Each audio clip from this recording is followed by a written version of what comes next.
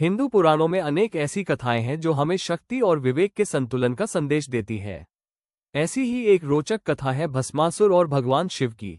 भस्मासुर एक असुर था जिसने कठोर तपस्या कर भगवान शिव को प्रसन्न किया। भोलेनाथ, जो भक्तों की प्रार्थना तुरंत स्वीकार करते हैं, ने प्रसन्न होकर उसे वरदान देने का वचन दिया। भस्मासुर ने अत्यंत विचित्र वरदान मांगा।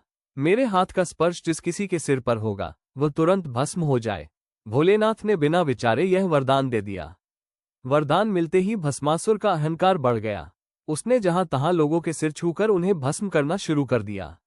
धीरे धीरे उसकी दृष्टि स्वयं भगवान शिव पर पड़ी। वो सोचने लगा कि यदि शिव को ही समाप्त कर दूं तो मैं तीनों लोकों का स्वामी बन जाऊंगा।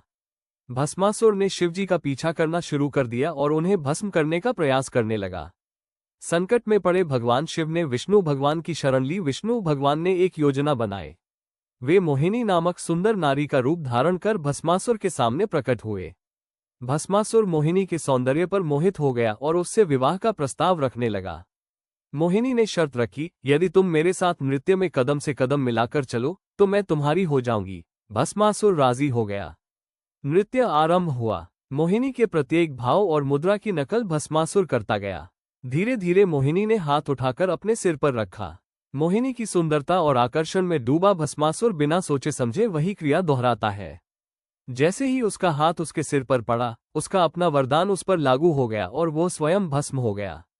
इस कथा से हमें ये शिक्षा मिलती है कि शक्ति और वरदान तभी सार्थक हैं जब उनका प्रयोग विवेक और संयम से हो।